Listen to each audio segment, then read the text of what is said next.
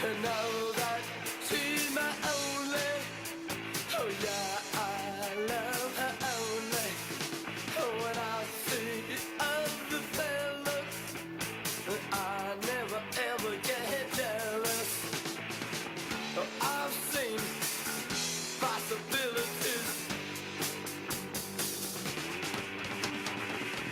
crazy possibilities. Oh, there's no hope for me.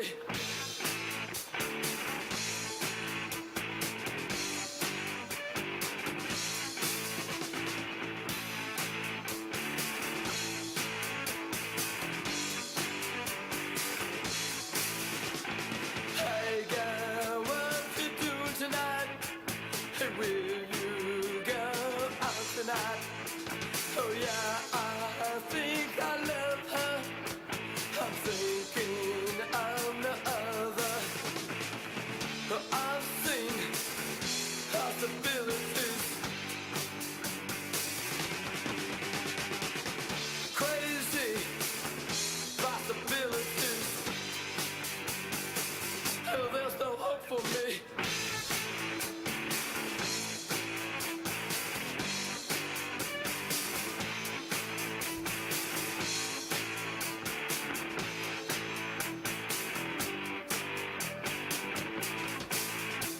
And know that she's my only. Oh yeah, I love her only. When I see other fellas, that I never ever get jealous. But I've seen possibilities, I've seen crazy possibilities. Oh, there's no hope for me.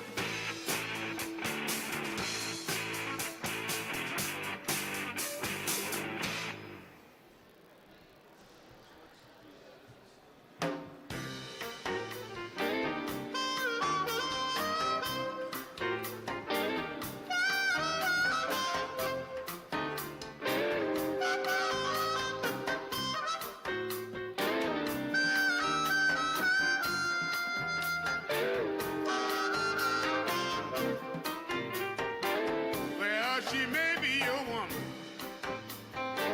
She sure come to see me sometime. Mister, she may be your woman. She sure come to see me sometime. She been coming around so long. Now I begin to think she mine. Well, she came one morning, asked me would you leave her alone. Oh, she came one morning, said, Daddy, make him leave me alone. Mister, mister, mister, mister, she's mine, all mine. She got a cat she don't like. She done kick you to the curb. She got a cat she don't like. She done kick you to the curb. Mister, now that she's mine, leave my woman alone.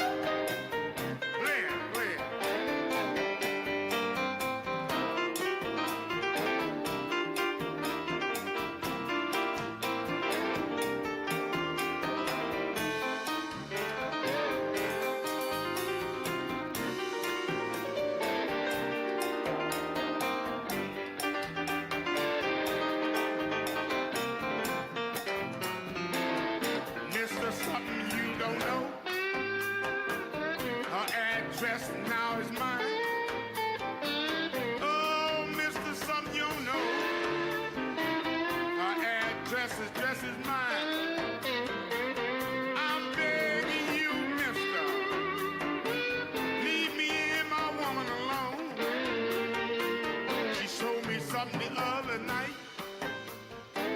She got a cat she don't like. She done kick you to the curb. Now she mine, all mine. I'm begging you, ask you, mister, please leave me and my woman alone.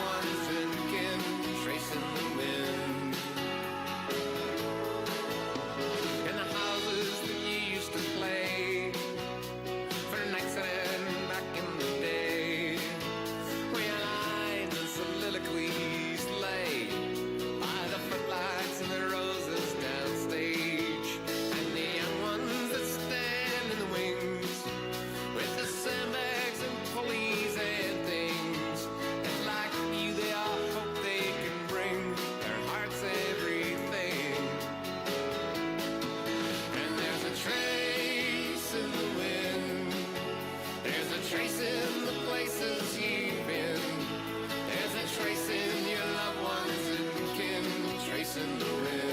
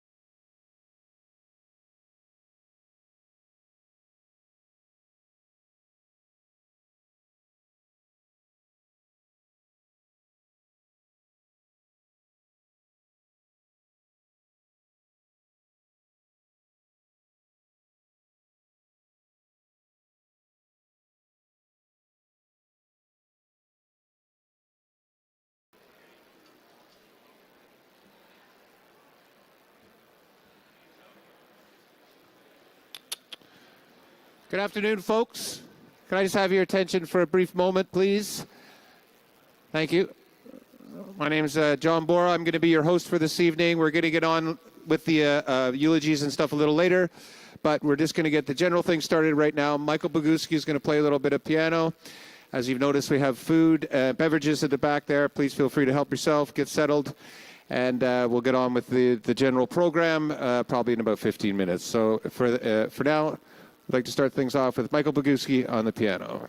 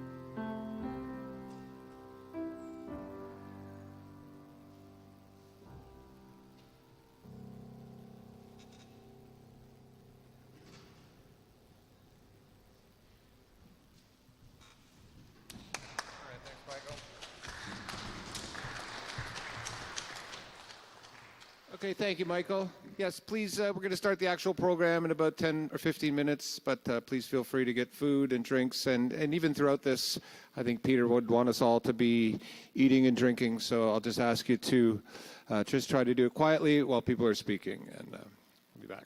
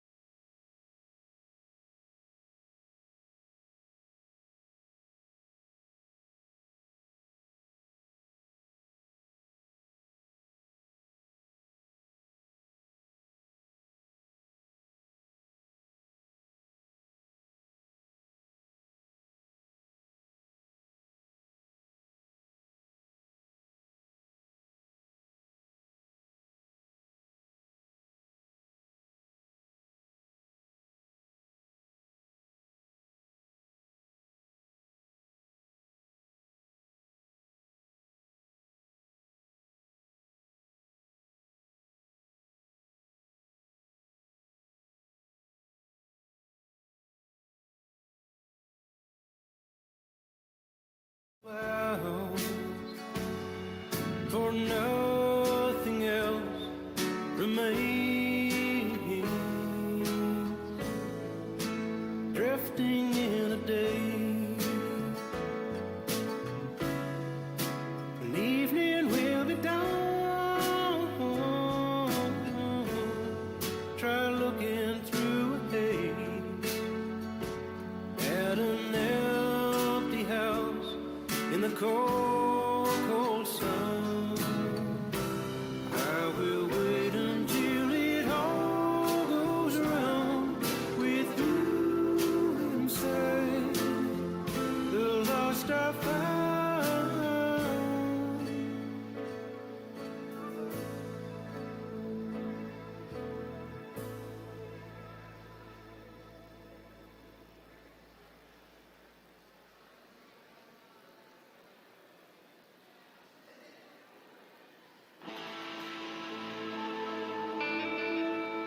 If your memory serves you well, we were gonna meet again and wait.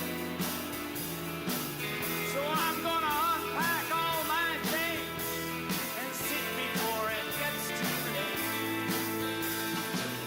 No man alive will come to you with another tale to tell.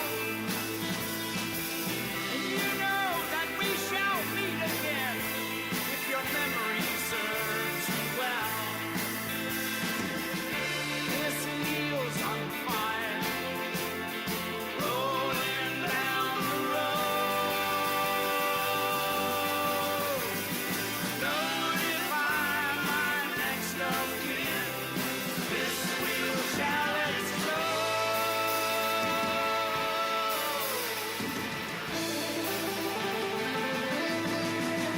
If your memory serves you well, I was gonna confiscate your lace and wrap it up in a sailor's knot and hide it in your case. If I knew for sure that it was yours, and that's oh so hard to tell, and you knew that we would meet again, your memory serves you well. This wheel's on fire, rolling down the road. Let's notify my next of kin, this wheel shall explode.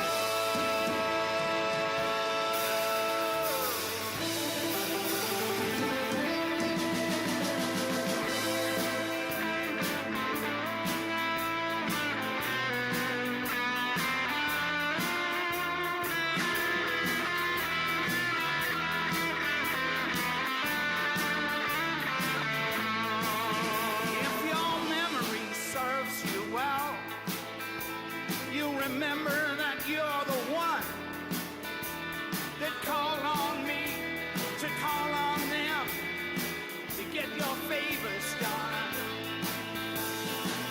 And after every plan had failed, and there was nothing more to tell, you knew that we would meet again if your memory serves you well. This wheel's on fire, rolling down the road. There's notify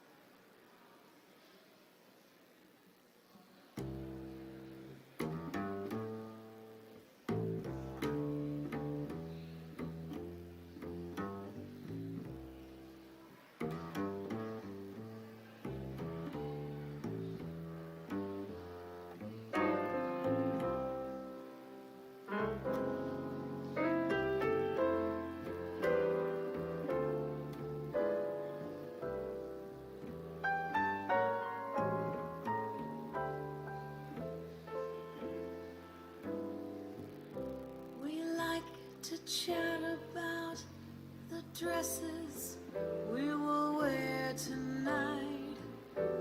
We chew the fat about our tresses and the neighbors fight.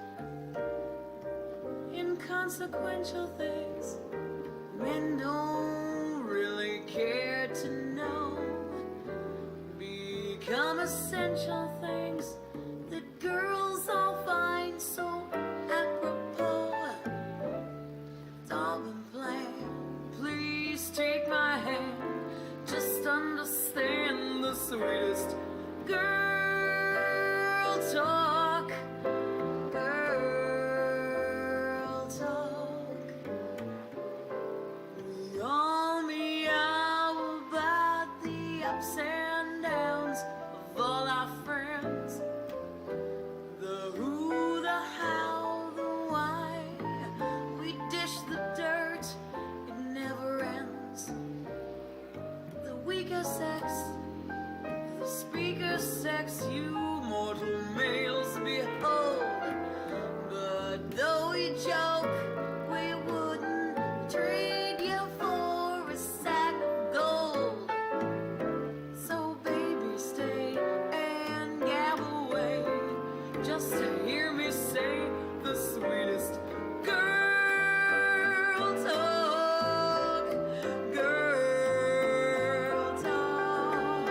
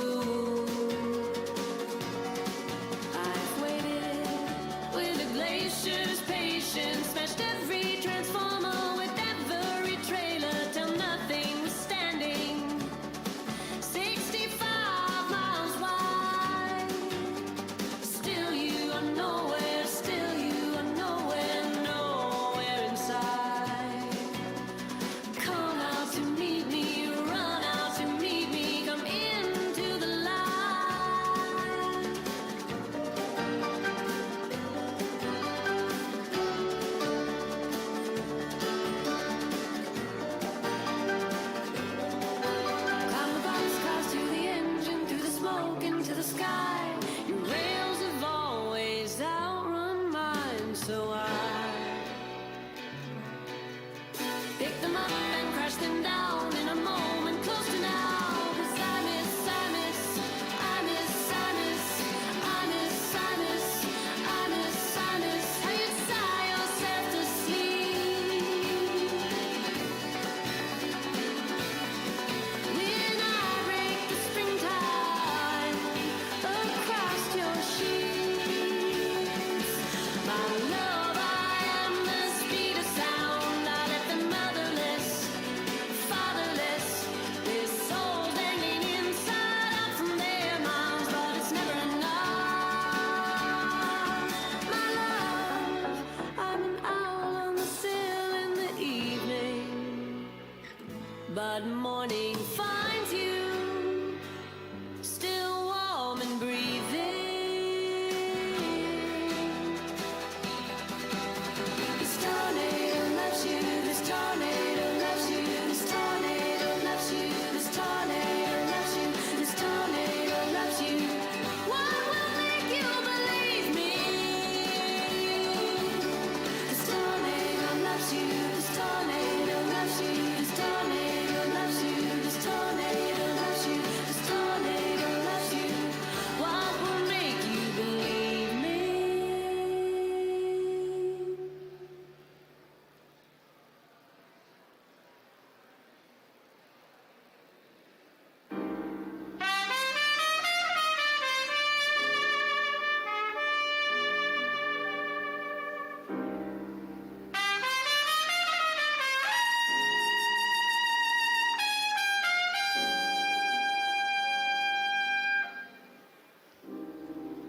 Southern trees bear strange fruit, blood on the leaves and blood at the root, black bodies swinging in the southern breeze, strange fruit hanging from the poplar trees.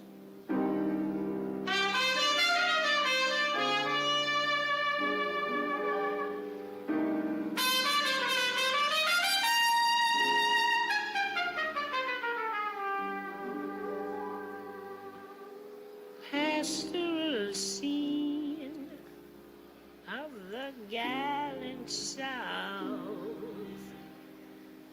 the bulging eyes and the twisted mouth, scent of magnolia, sweet and fresh. Then the sudden smell of burning flesh. Here is a fruit for the crows to pluck, for the rain to gather, for the wind to suck, for the sun to rot, for the tree to drop.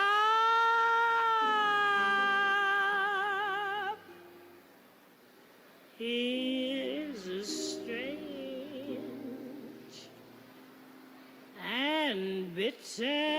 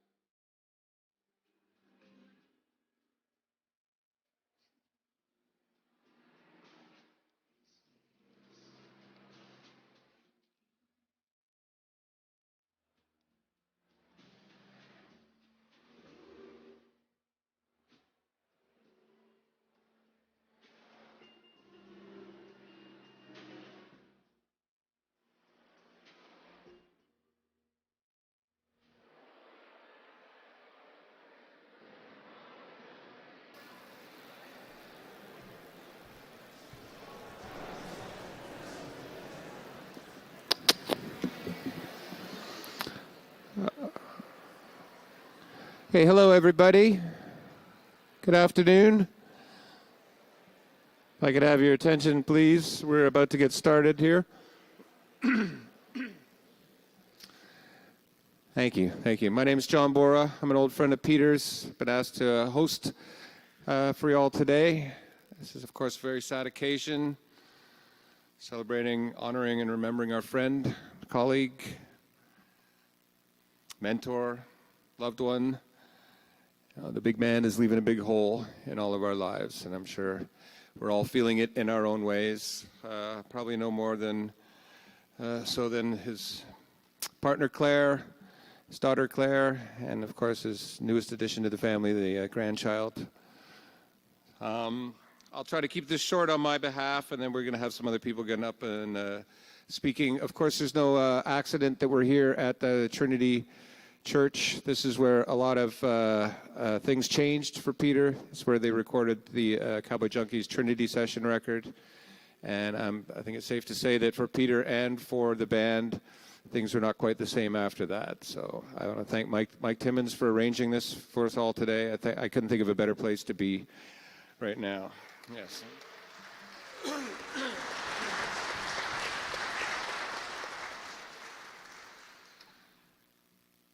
Like many of you, all of us here, Peter was a very good friend to me. I've known him for a long time, but we really became close about 10 or 15 years ago. In that time period, we worked on numerous projects together, and in different formats, either me in the studio recording, or he was.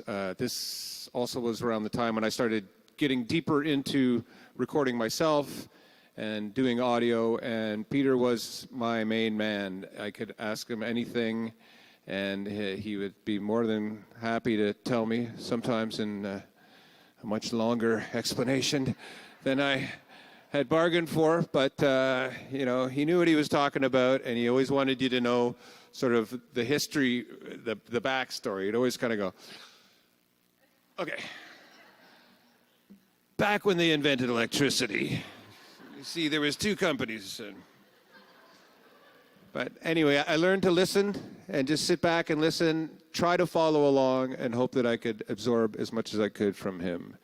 He was always there anytime I worked on a mix, I was able to take it over to his place, put it up on his speakers, get his input, and 10 times out of 10, I would go back to the drawing board and have to tweak something, and it would always be for the better. And it was also just a good excuse to hang out with him. He was very good to me. He helped me a lot, and I was glad to be able to help him in the last couple of years. He was, of course, the studio has never been better, let me tell you. Like, he was working on improving it, adding to it, upgrading it right to the very end. And that was Peter. He always wanted things to be as best as they could. And actually, we wanted to get this whole place rewired with the high-quality Mogami cable, but there wasn't enough time, and they're on wireless here anyway, so I hope he'll forgive us for that. But as you know, Peter loved what he did. He was never happier than sitting at his desk with everything in proper working order, working on a project, whatever that was. And he was always happy to tell you play a new mix for you, a new project that he was restoring, some new thing that he was working on. And there was always something to be learned from Peter. And I will always cherish those moments and, of course, miss him dearly. It's been a tough couple years for our musical community. We've lost some wonderful people and some very bright lights. And I'm sure we'll all be thinking about, there's just too many to name here, but Peter is one of the brightest in that bunch. And so he'll have some good people waiting for him wherever he ends up. So. As I mentioned before, there's food here and there's drinks. I think Peter wouldn't want anyone to go hungry or thirsty. So if you want to get up and get something to eat or to drink during the speeches or eulogies, I think that would be totally fine. Just try to keep in mind that people are speaking and to be quiet about it. But I think Peter would want us to have a good time. So Having said that, I would like to introduce our first speaker. This is Peter's older brother, Jay. I had the pleasure of playing bass on a record that Peter recorded for Jay. And, Peter was the master of his domain. He was the king of his castle. He was the guy that we all sort of looked up towards, looked up to while in his place. He always knew more than all of us. And so Jay, his brother, who's not a professional musician, and was coming in to make this record, and this was clearly Peter's world. Yet I caught a glimpse of something that I'll never forget, and that was Peter being a little brother, even in the midst of that dynamic where it was clearly Peter's world, clearly Peter's thing. He knew, but he was still Jay's little brother, and I was very glad to catch a glimpse of that. So, ladies and gentlemen, please welcome Mr. Jay Morre.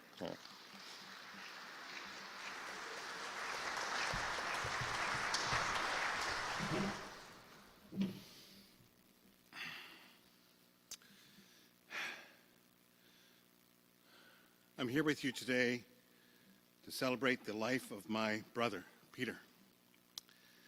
Our family welcomes all of you as you join with us to say goodbye to this remarkable man. We are grateful to all those who have helped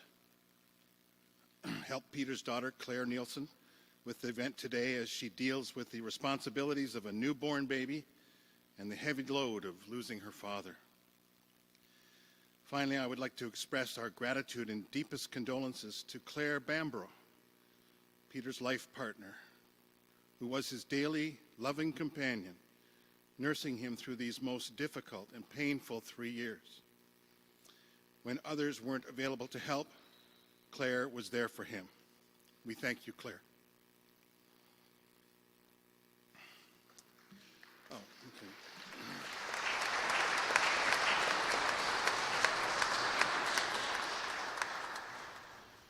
To most of you here, he was Peter J. Morre, the talented artist, the Grammy winner, recently described by some in the media as the man with the golden ears. But I have an advantage. I've known Peter longer than any of you except for our brother, who is also here today, Bob. And I know where he came from. Many people have remarked on how much he and I look alike. A few years ago, I screwed up the courage to ask my famous brother to produce my own album of original music. He graciously agreed, and while we took breaks from work in the studio, we'd go to the restaurants and stores where this wait staff and the clerks would look at us in that way, eyes going back and forth. And then they'd say something like, "Wow, you guys must be brothers." I'm about 6 years older than Peter, and I love these opportunities to deliver this line. Yes, but he's so much older than I am, and I'm much better looking. We were brothers. That's what brothers do. I won't have an opportunity to do that again.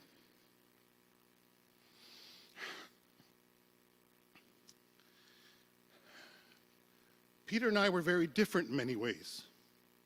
I sometimes envied his single-mindedness. I have doubts. He rarely did. I questioned myself about everything. He did not.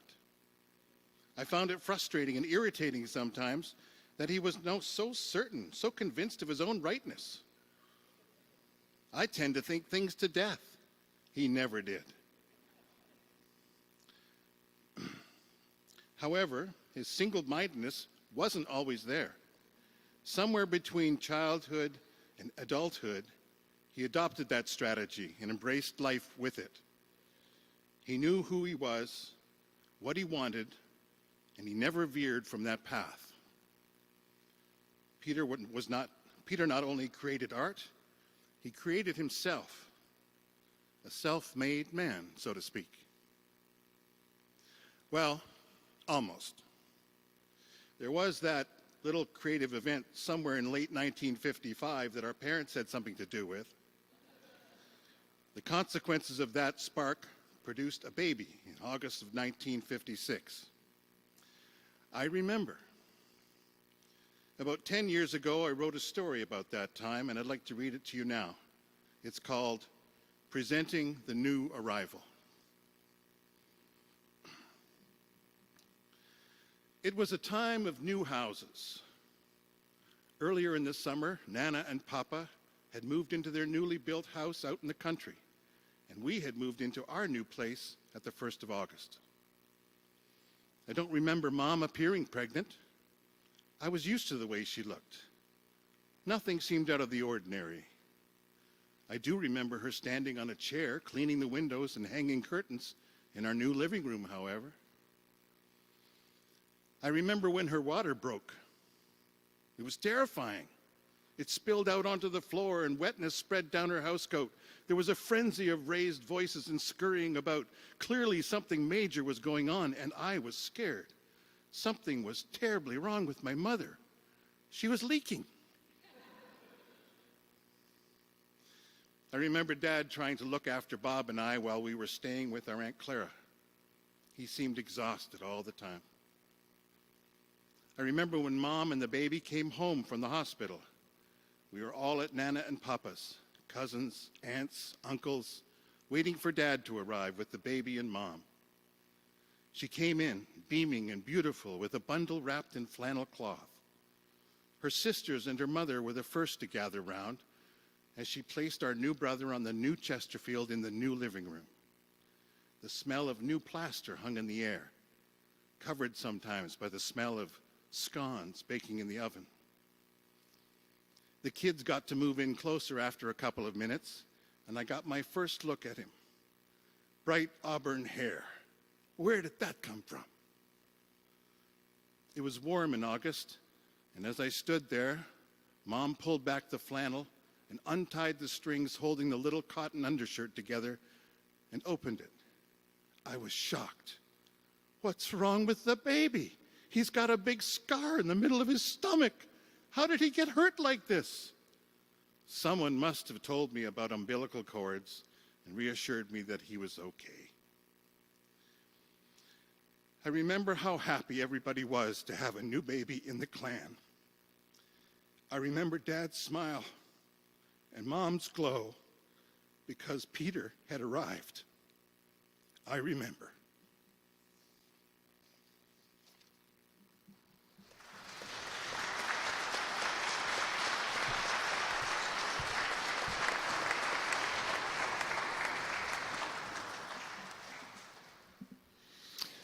All right, next up we have probably, I would think, one of Peter's greatest joys, his daughter Claire and her brother Daryl Smith. So please welcome them.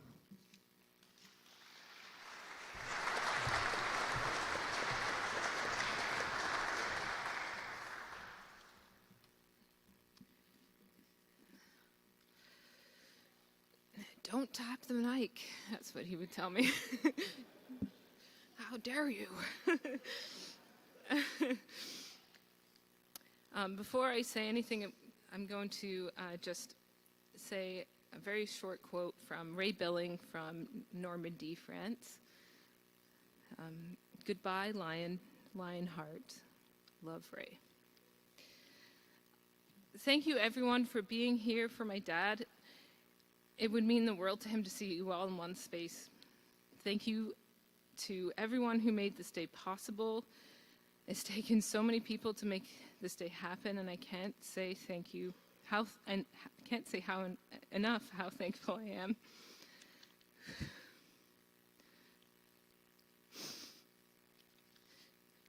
Okay.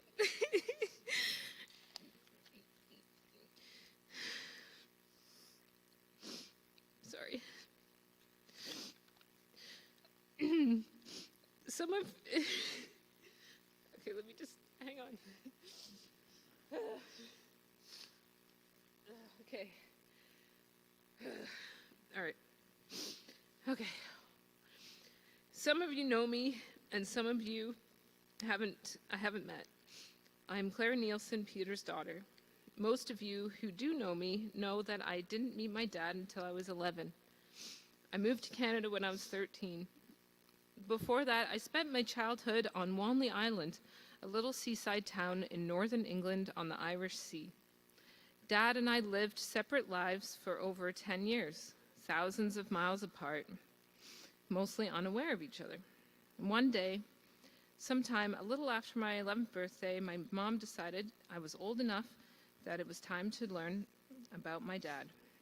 This was very exciting news for me. Being 11 in 1995, I had to know all the most important things about him. I had so many questions. While my mom worked on getting him on the phone, I quickly put together my best set of questions. So when my mom finally handed me the phone, I was ready to go. What's your favorite chocolate bar? What's your favorite color? Do you like The Lion King, Radiohead, or Bjork? It's very important. Do you like Garfield comic books? The list went on like this for quite some time before I realized the phone was quiet. And Dad hadn't answered any of my questions. He hadn't said anything at all. Hello? I said, are you there? I thought maybe the phone line across the ocean might have broken, so I handed the phone to my mom to see if he could get him back. Hello, Peter, said Mom. Mom listened for a moment, and started to laugh, and then laugh until tears rolled down her cheeks. What is it, ma'am? I'd say. He can't understand anything you're saying, honey. My thick northern accent is a thing of the past now, but at the time, it must have been quite an impossible thing for Dad, a Toronto native, to answer his daughter's biggest questions. A short time later, it was decided that Dad would come to England to see me. I was so excited. Me, Mom, my two siblings, Dale and Alana, all piled into our tiny British car and drove to the airport as his greeting party. When we were waiting for him at the airport, I realized I had no idea what he might look like. I understood he worked in the music industry as a big-time producer. While waiting in the lounge, I got to work and I imagined him. He would be wearing a suit and a tie with his shiny black shoes. He'd have a briefcase, of course, full of music and important papers. He would be tall, too, and quite slim. And finally, after what felt like a very long time, he came around the corner at the airport, and he saw me right away. He smiled and he reached out with his arms wide, ready for a huge hug. His fancy suit was a heavy leather jacket, creased and worn. Under the jacket, he wore a t-shirt that said hardcore logo. And under the t-shirt poked out a little beer belly. He was nothing like I imagined. He was even better. Sorry.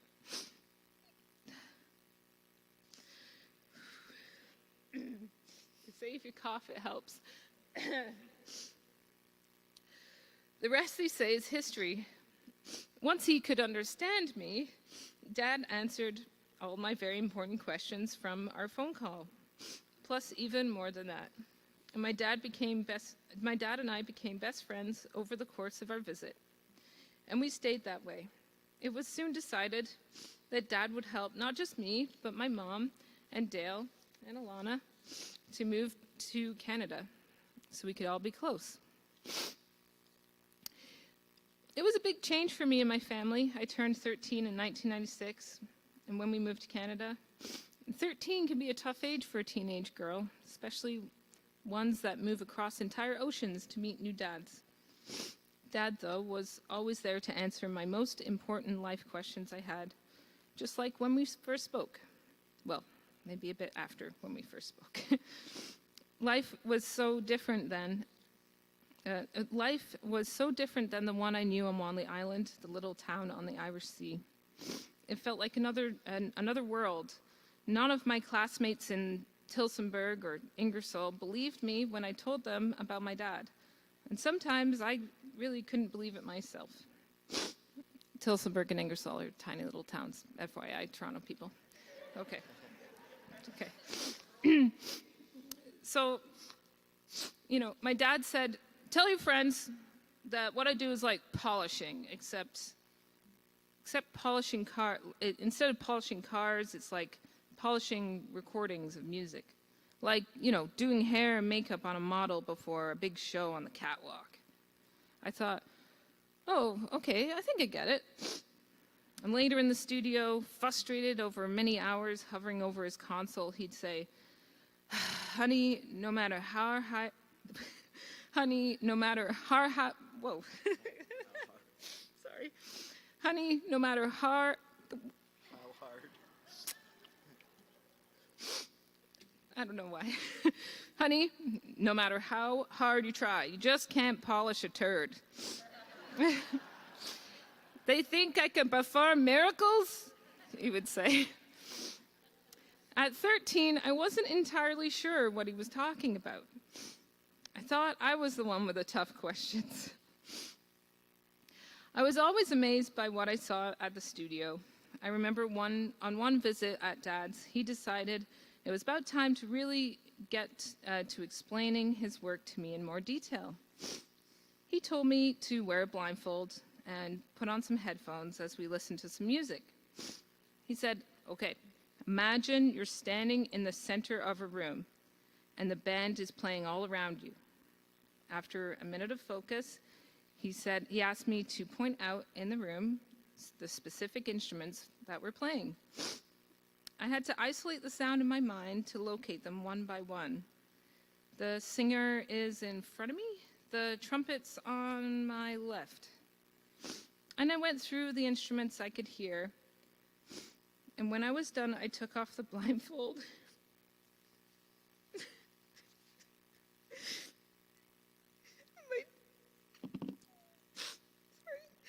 My dad was smiling with tears in his eyes. And he gave me one of his huge hugs, the kind I knew that some of you in here have felt too. He said I did perfect, and he was so proud.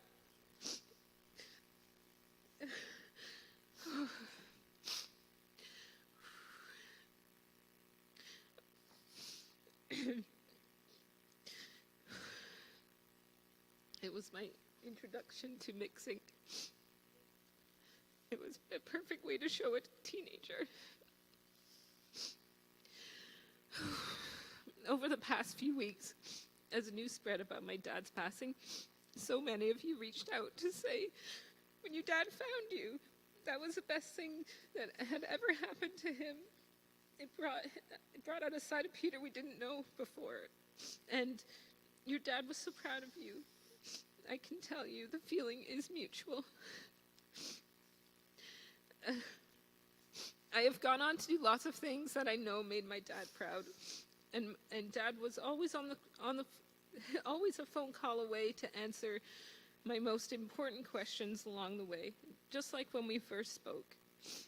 I'm a music teacher and a mother now, and all of Dad's tenacity, his focus, his vision, and his love are in me too, and now in his first grandchild, named Severin Peter, after him, just 8 weeks old today, who I'm so glad Dad got to meet. Together, my family and I can look and listen back to my dad's works, his vision, his genius, and we can be very proud of him too. Thanks.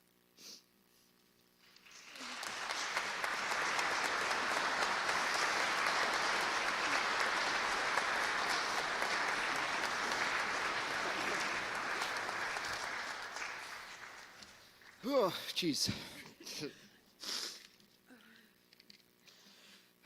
Mine's a little shorter. I was told a time limit, and I tried to keep within it. So, my name's Dale Smith, and I'm Claire's brother.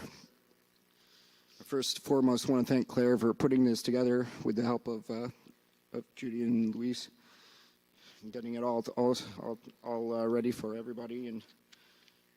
And thank everybody for coming out today and celebrate, remember his life, the life of Peter J. Morre. I want to thank everybody that remembers him, including all his friends and family. I'm here today to tell you who Peter was to me. To many of you, he was a great friend, mentor, colleague, teacher,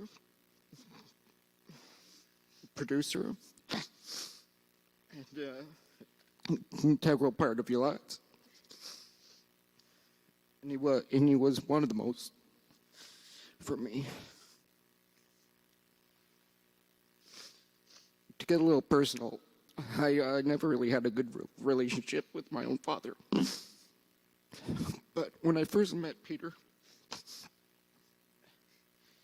he basically treated me like I was his only son.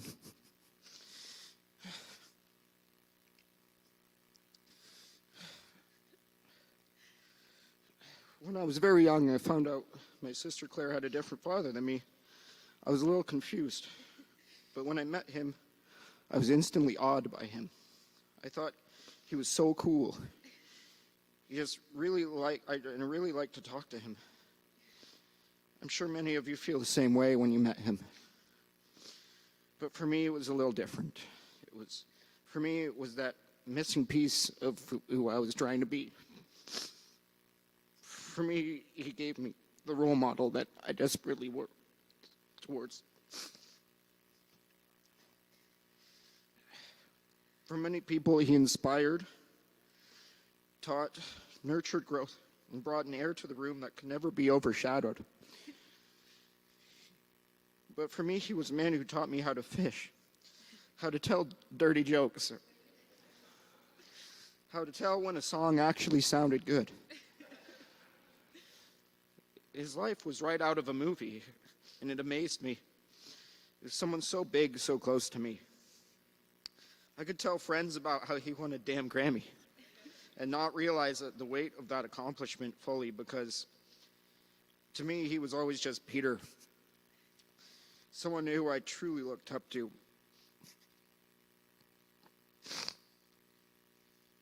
He was not someone you could easily impress at all, really. But he always told me how I was impressed, how I impressed him, which filled my heart fully with love and appreciation. So even though I'm not his biological son, he always treated me like I was. And for me, that's all I could have ever asked for. I couldn't have asked for a single dime from him, but he gave me more than money can buy. I love him very much. I'll miss him with all my heart. So thank you all for being here. And I didn't write this in the speech, but to get a little more lighthearted, I wanted to teach you a song that Peter taught us when we first landed in Canada.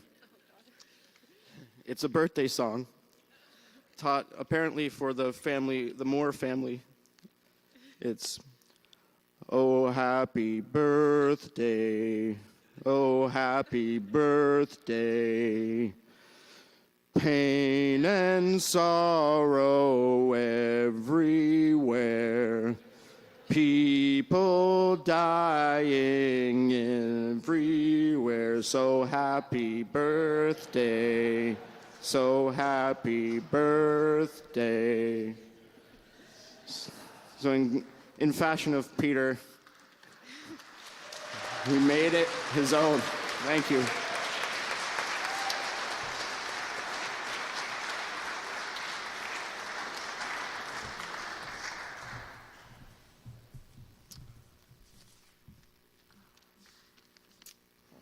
Thank you, Claire, Dale. Our next speaker is a man I've known for a long time. He's worked on a lot of projects with Peter, and at some point we realized that we were both, in Peter's lives quite a bit, and it felt like every time I'd run into him, he'd say, "I talked to Peter last week," or "Have you talked to Peter lately?" And So please welcome Mr. Bruce McDonald.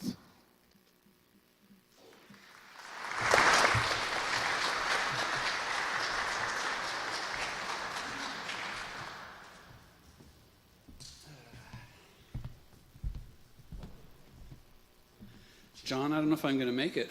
That was beautiful. Yes. What's that? What? Oh, there's Kleenex. Oh, thank you very much. Yes, it is there. Wow, it's great to see everybody in this beautiful place, and I'm very, very happy to be here. Very sad to be here. We called Peter the captain. And I think it was our friend Rob Gray that maybe gave him that handle. Peter's a great commander. Peter's a great leader. And we call him the captain. And Peter was one of the greatest guys you could ever want to have for dinner. He would always come with the lovely Claire.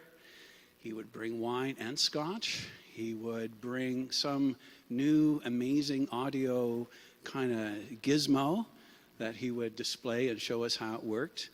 And often he would bring whatever he was working on, some new little slice of audio pie, some beautiful music. It might be the Sadies, it might be John Bora, it might be Lucinda or Nico or the Screwed. But it was whatever he was kind of working on. So we'd set it up in the Sonic Temple and we'd listen. And we'd start to drink, and soon it would be dinner. And the stories at dinner were fab. You couldn't help but be swept away by Peter's deep curiosity, his knowledge, his generosity, and the sort of scamp mischief twinkle in his eye. It was a terrible flirt, Peter, I'm sure you know. But in the best of all possible ways. He adored and honored women, the women in his life, his daughter Claire, who he talked a lot about, and I've heard many stories. His partner Claire, and of course his friends, the singers that he recorded and mastered and treasured. At the table, sometimes we'd hear stories about the E-Room, or we would hear the stories at the E-Room, or it would be between sets at the Hawaii Bar, Peter's great blues band. And he would tell the tales, and the tales might include stories about Travis and Dallas, or the time he was making the record with Ray, or working with Mary Margaret O'Hara on Miss America, or watching the knife fight outside the sketchy motel window before the Grammys. Or stories about being a radio DJ in London, the time Neil Young came and recorded at the E-Room, tales of the Trinity sessions and finding old Joe Strummer tracks in a garage and patching together one of his greatest tracks called The Cool Impossible. So when the scotch really got flowing, I learned a lot from Peter. I learned about the secrets of female pheromones in the caveman days. And I learned a lot about the laws of sexual attraction between the sexes in caveman days and in modern times. I learned about the secrets of Da Vinci's painting of The Last Supper. I won't tell you all those secrets now. We need some scotch for that. I learned a lot of magical things from Peter. As I said, Peter and I got on well because of our deep love and respect for musicians, and some of you are here today. That's very moving. When I got the crushing news that the captain was down, I just returned from some faraway lands, and like you, I was devastated. I was angry and upset.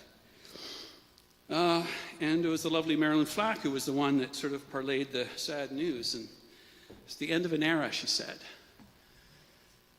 And I thought about what Marilyn said. I know what you're saying, Marilyn, but I also wonder if this could be the start of an era. The reason we're alive is to express ourselves in the world. And what if we carried on some of the work of the great Peter J. Morre? What if, we're all headed to the boneyard, right? So why not get on with it? The captain, has blazed a pretty ferocious and amazing trail. You know, in his last days, he was a man who knew he was dying and spent his time bringing life to buried treasures and lost masterpieces with his co-pilot, the great Jan Hust. So just wondering, could this be the start of the let's get shit done era in honor of Peter J. Morre? So when I next set the table for our guests, for Claire and for Jan and Millie and Marilyn and Wolfgang and new friends, there will be a place set for the captain. Is our dear friend, a father, a lover, artist, a rascal, and a wizard. So my great friend, Peter Morre, long may you rest in peace.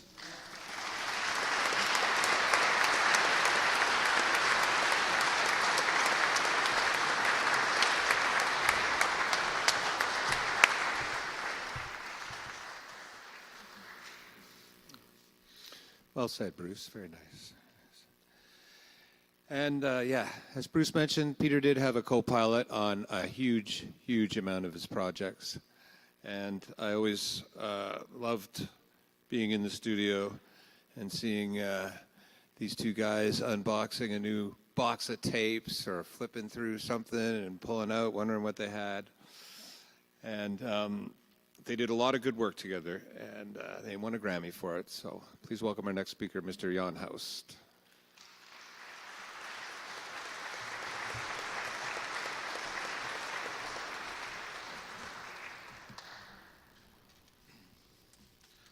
Good evening, everybody.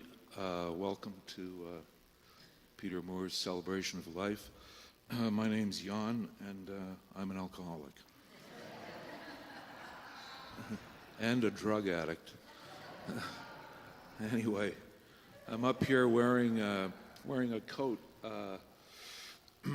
that Claire actually bought for Peter, but somehow it didn't fit him, so they tried it on me. What do you think? Not bad. The COVID coat.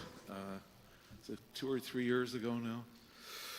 Yeah, that COVID hit, you know, and I mean, it's great to be here in the church. You know, Peter never brought me down here. I thought he'd, you know, bring me down and show me the environment, the sonic environment. Is that what he called it? Where he recorded the Cowboy Junkies, made that monumental piece of work. Anyway, he called me. I had a deal with my wife, Millie, during COVID. We would play Scrabble. Well, I say play, she'd clobber me in Scrabble. And I always had the phone there. And if it was an AA call, I go to AA. I'd answer it, but if it wasn't, I'd leave it until after the clobbering and return the call in. So I saw Peter called me one night, and I said to Millie, it's just Peter. I'll call him back. And so I called him back, and he told me he's got cancer, gave me the details, and said there was 6 months. I think it was 6 months was the first diagnosis, and I think that got extended to 10 years, or 2 years. God, if only 10. And it wasn't a time to fool around, really. I knew why Peter was calling me. Peter wanted to go with his boots on. He wanted to die at that mixing board. He wanted to be working day in and day out. He wanted to leave something behind him that was magnificent and a cultural treasure, like when we did the Basement Tapes box set for Sony, for Dylan, like when we did contributed to the band box set. I think it was 10 or 12 tracks Peter and I did together, and other things along the way. We got Neil Young to come to a studio and record, and it sounds great. Peter made it sound fantastic, and I in the background could have never have worked those strings to get Neil Young into that studio without knowing I had a world-class diamond in the rough working that studio. Genius guy. So I told Peter that night, don't worry about money or funding. We've got a project, and if you're willing, we're going to get to work on it. When do you want to start? And that was really, that was really the only answer. That's why he called me. What are we going to do? So that's what we're in the middle of. We haven't finished everything. We work very closely with Duff Roman. He's here somewhere. Duff, say hi. Where are you, Duff? There's Duff Roman right over there. We'd call Duff and run our work by him.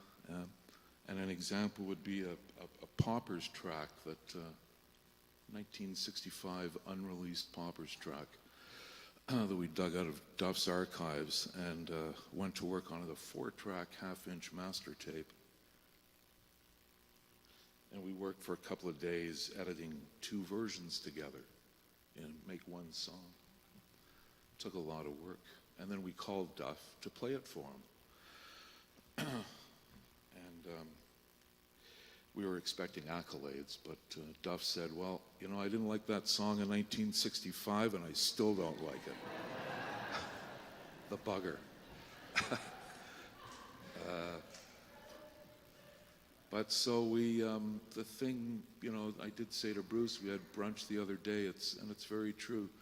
Peter devoted the majority of his time on the planet, his remaining time on the planet, to while he's dying, to giving life to these forgotten treasures from our city, from our culture, bringing them back to life.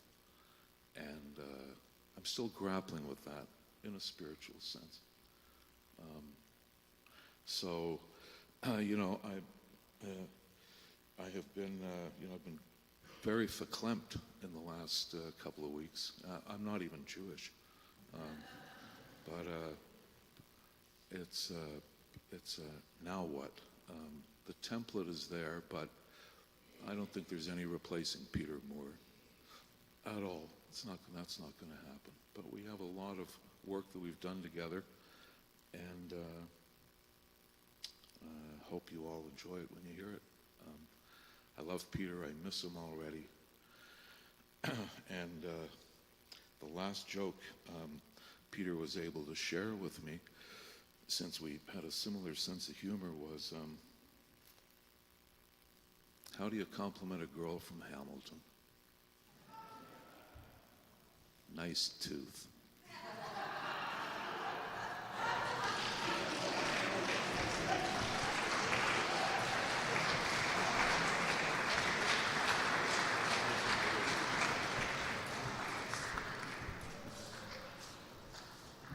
Spoken like a true Hamiltonian, yes. Well, it's true what Jan said. Peter was working right up to the very end. He was improving, upgrading his studio. I talked to him a couple days before he went into the hospital for the last time, and he was telling me about Steve coming in on Friday, and various projects that he was still working on. And that is true. That is, I think, where he was the happiest, was being at work. One of those people that he did a lot of work for over the years, and I know he's very proud of the work they did together, was Mr. Terry Brown. He's going to come and he's going to say a few words right now. If he's still here. Terry Brown.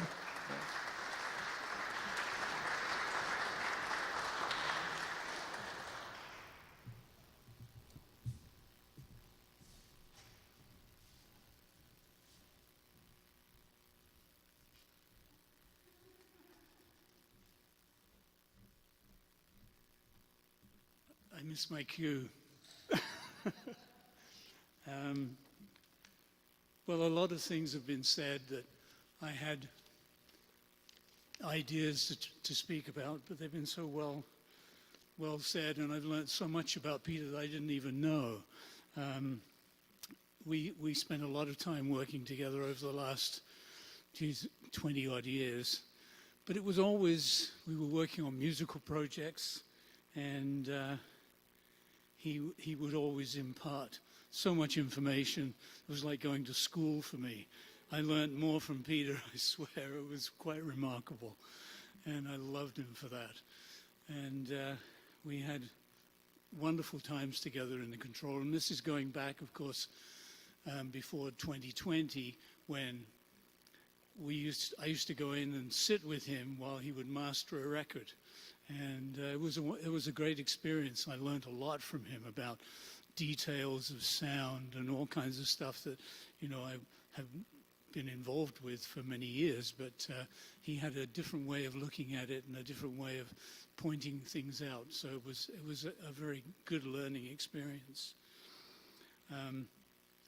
So let me just take 1 second here to see where to start. And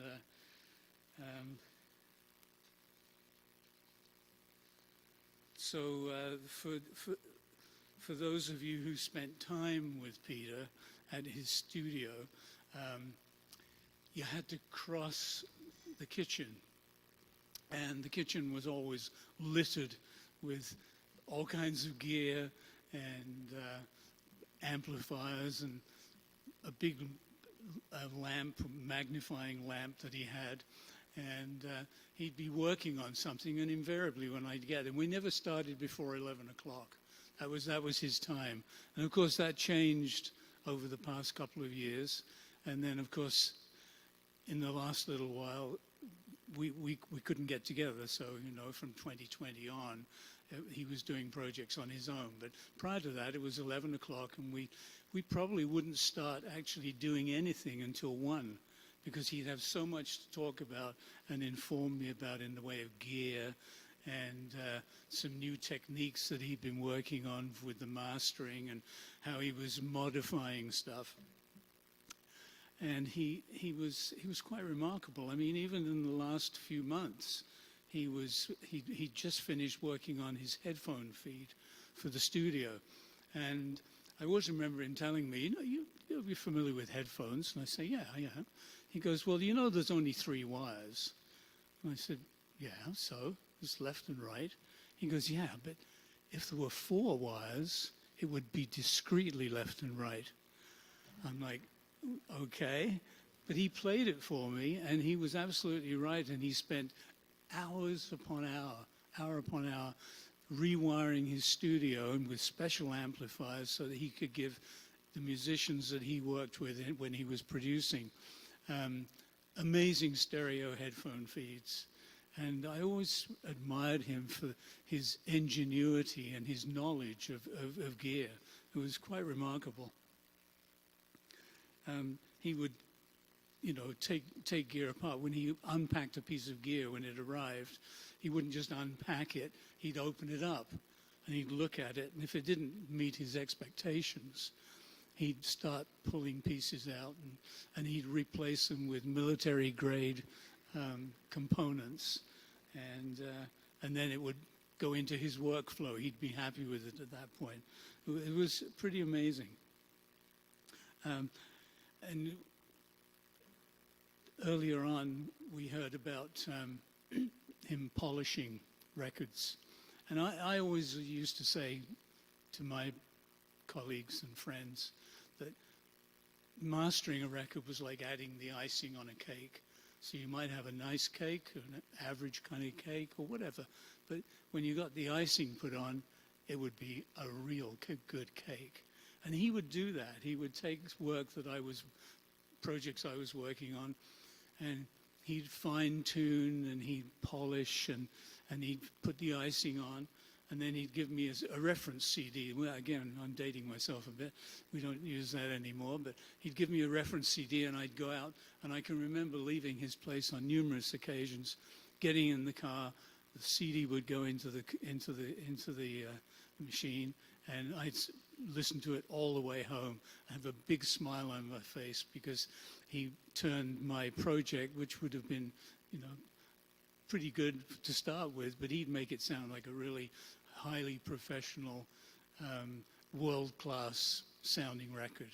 And I loved him for that.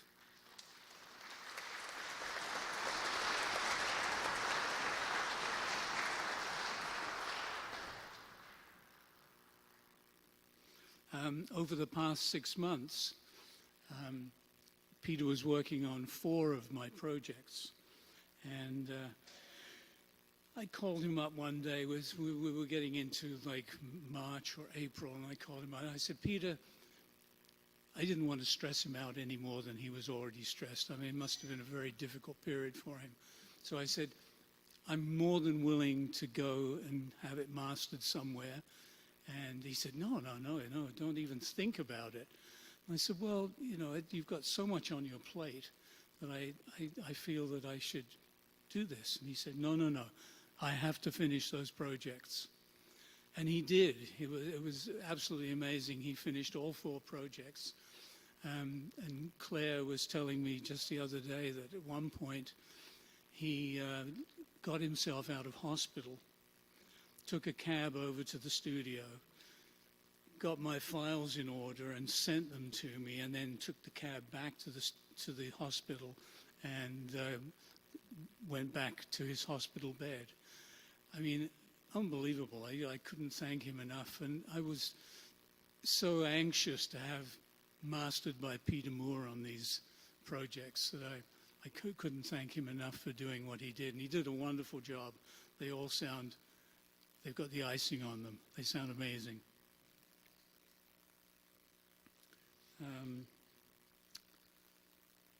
So I don't know what else to add, really. It's hard to accept that I won't be able to call Peter and chat with him on the phone, which we used to do on a regular basis, and discuss projects and gear and all the kind of things that he would hip me to that I was like in the dark about.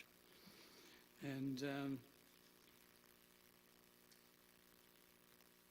he was larger than life, you know, in many ways. He was a wonderful guy, and I will miss him, and I know we all will, but we won't forget him. That's the important thing. Thank you.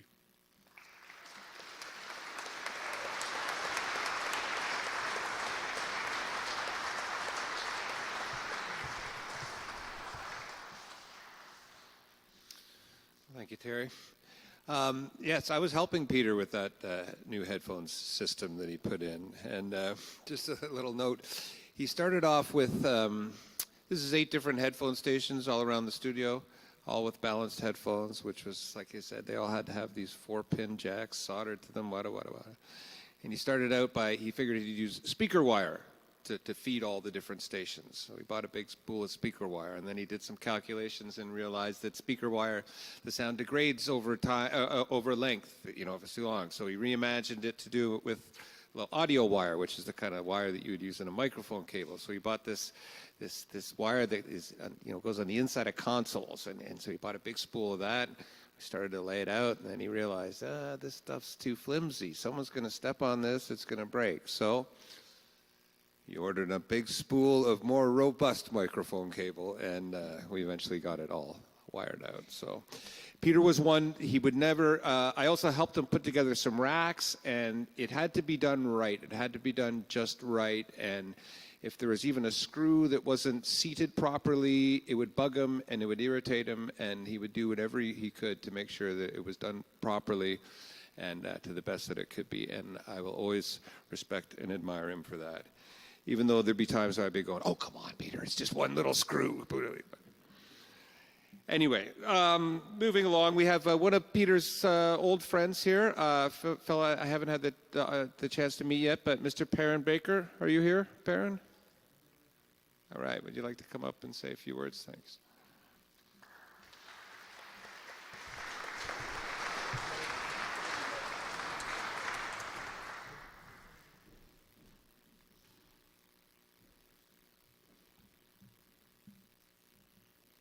Not quite used to being on this side of the microphone. I have notes because I'm cheating.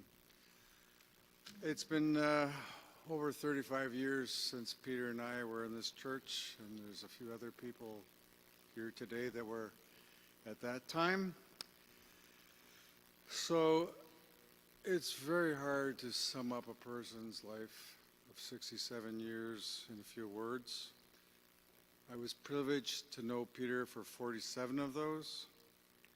I first met Peter first year university, early in residence, where you tend to meet some of your best friends.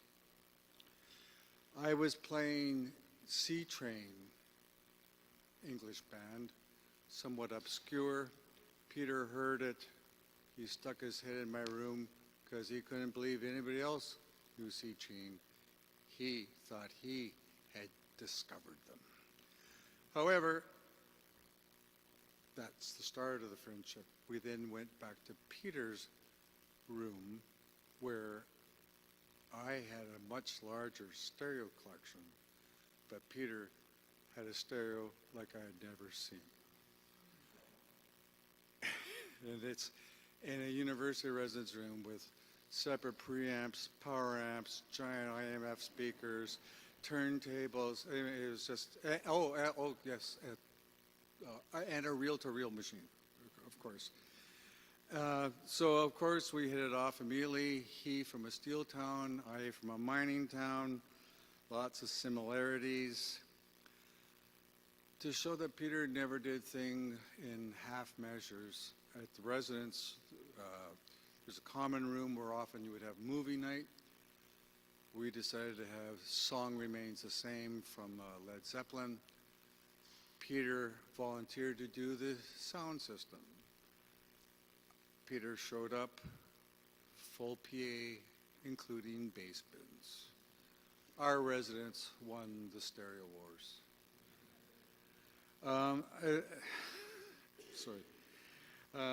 His love for a good prank was also evident at this time. He and a bunch of other guys, I was not involved, went around to all the women's washrooms, removed the handles off the flush toilets so the women could not flush their toilets. This actually made the national news. So this is the first time Peter became a celebrity. His field of study of that time, of course, was anthropology, and he kept that interest to the very, very end. Not a typically athletic kind of guy, but he played football in high school, and I'm sure he was darn good because he had the right physique. We convinced him to jump in a van with 5 others and drive to Quebec and go skiing at Sutton with a guy who's a football player, not an athlete, football player. Put him on skis, and he survived, and there's probably photos somewhere. There are photos somewhere. Years later, that was fine because we were, 20. Bones are still fairly malleable. By the time you get to 40, it's a little bit different. At 40, I convinced him to go to France to visit a good friend of ours, Paul Baumann, who lived in Paris. We skied Courchevel, and Peter skied the French Alps without breaking a leg. And once again, an example of Peter never knowing when to say never. We were in France, and this is an example of him not knowing when not to say no. He thought he could speak French, even though he couldn't. We were in a corner store. He was trying to buy a lighter, and the clerk was obviously getting somewhat frustrated. And then Peter turned around and went, "Fumée de gaz," and did click, click, as like in a Bic. He got the lighter. So Peter always found a solution to a problem that seemed, beyond. As the 70s ended, punk and new wave took off, and he was living in London. And once again, Peter jumped into that with both feet. He got involved with all the local bands and probably produced the very first punk, I do air quotes, single from London, Ontario with the Crash 80s and a song called Waiting for the Heat. By the way, I have a box at home if anybody's looking for a single. But you do need the little thing to put in the middle.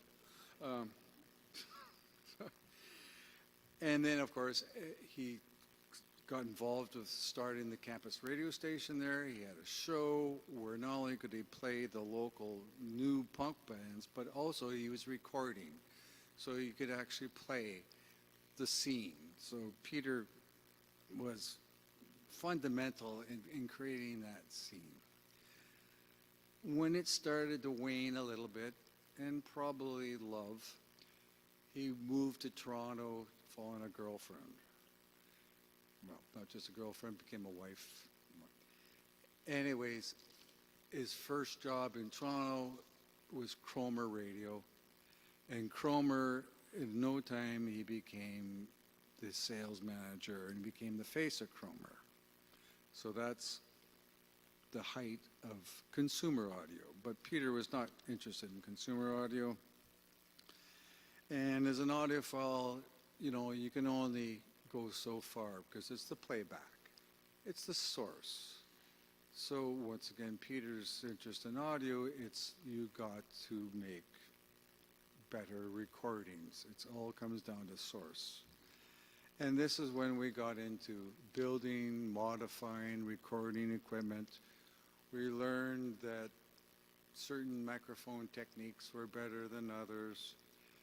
And the ultimate was the Calrex Soundfield microphone, which I had the privilege of becoming aware with when I was at the University of Waterloo, introduced Peter to it, and it was the truest way for the best recordings. When Peter left Cromer, he went to AdCom, where he started up a new division, and through that, he had contacts in the pro world, and next thing you know, we ended up buying 2 of these Calrex Soundfield microphones, and that's what brought us back here 35 years ago to that so-called famous recording that much has been written about, and I don't need to say any more.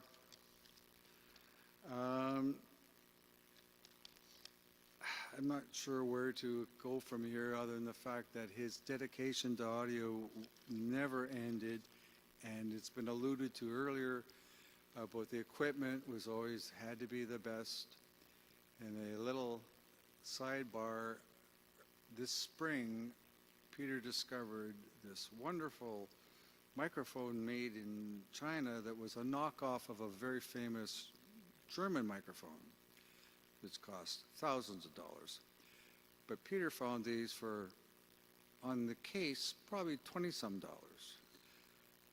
But when he took them apart, the wires inside they were like black and gray, where the German microphone were red and green.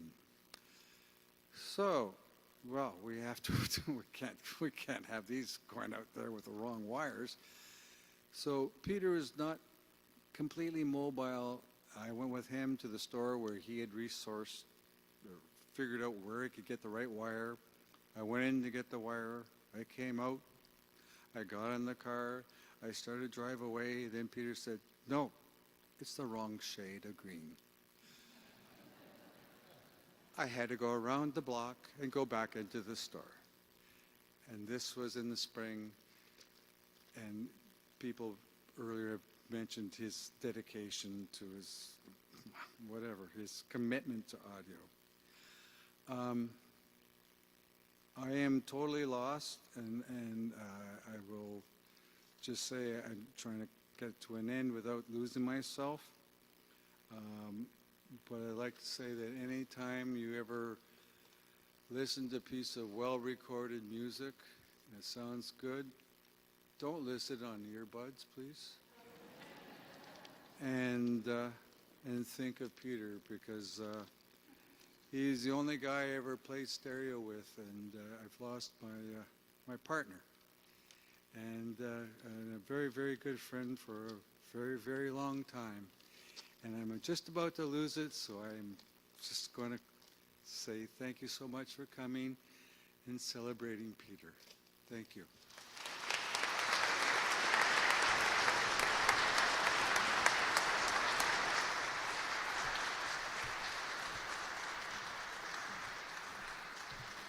Thank you, Perrin. That was lovely, lovely. And thanks to everybody for speaking and sharing their thoughts, memories, feelings about our dear friend.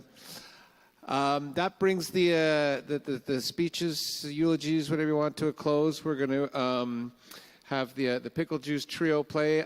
Peter was playing harp with this group pretty much right up to the very end. I think he was almost as joyful about playing the harp as he was about being in the studio. So they're going to play some music. We got lots of food here, drinks. I want to thank the two Claires for putting this all together.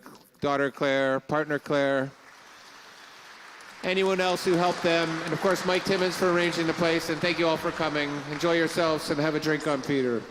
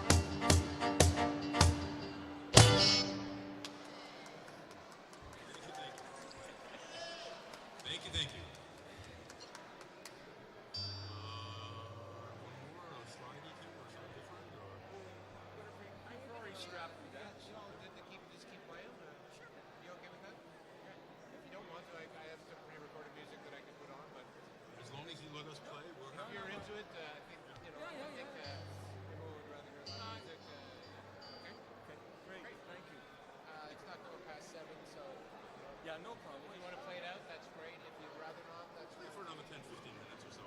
Let's see how it goes. That sounds great. Thanks. Are you going to do Willie the Pimp? What's that? Are you going to do Willie the Pimp? What's that? That'd Willie be the okay. Pimp. Like, I mean, I don't think we should do Willie the Pimp. why not?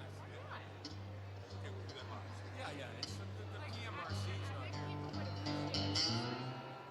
Peter loved that song. Peter did like it.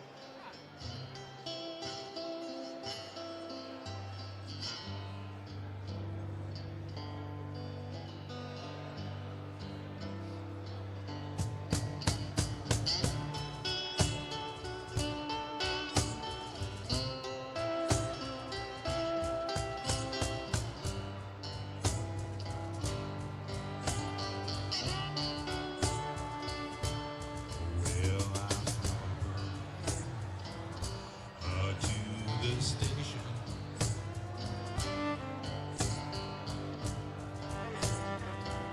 With a suitcase in my hand,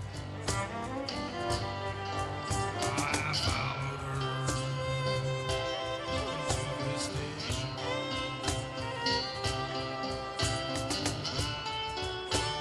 Suitcase in my hand.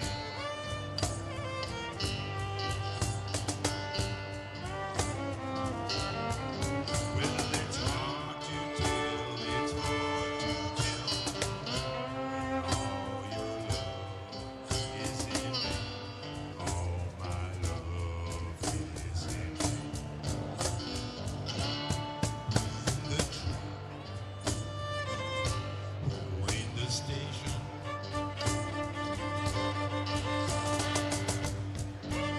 I looked her in the eye. When the train rolling the station,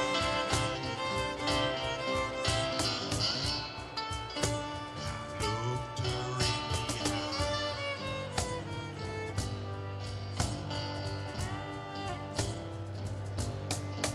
Well, I felt so sad and lonely, could not help but cry. All my love is in vain.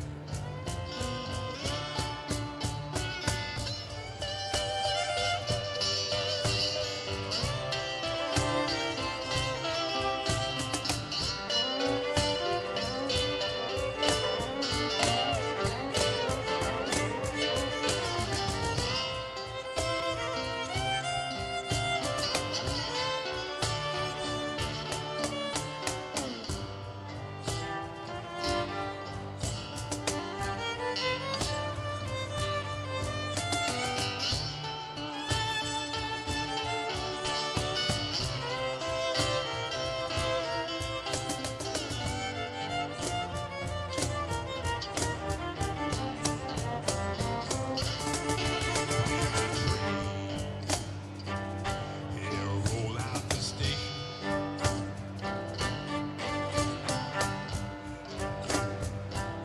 Had you let on behind when the train roll out the station.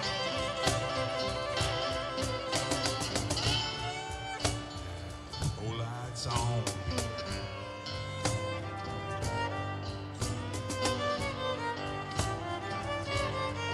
Well, the red light was my rule. The blue light was my friend. All my love is in vain.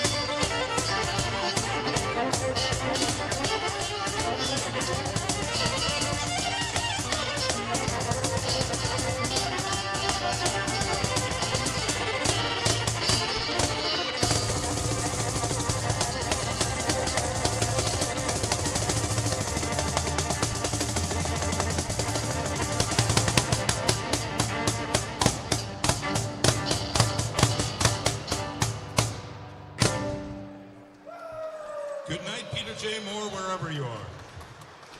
And thank you all for having us. Cassie Norton on the violin, Bob Vespasiani on the drums, or cajon. My name's Art. In memory of great leader Peter J. Morre.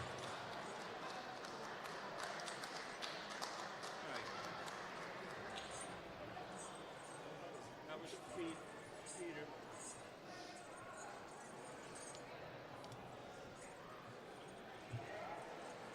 Very nice, Cassie. I don't understand what happened. It was really weird because, like, it was so weird. Like, right before, like, I turned myself down. Right. It was so weird. It was like, no one touched that.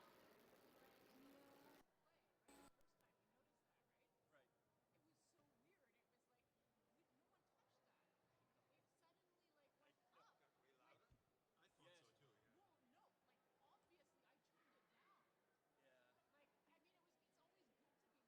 good to be loud in that part, but it was just, like, weird.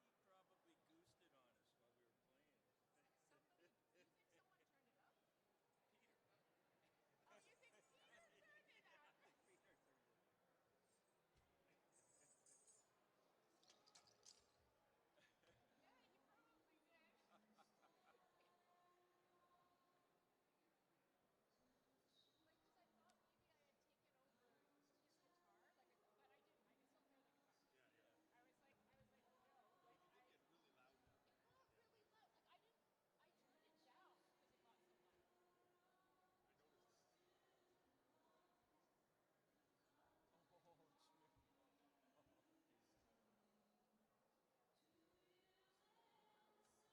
noticed that. Oh, Smith. That's us. Where's that? Oh, it's at Penny's. Oh, is that a Penny's?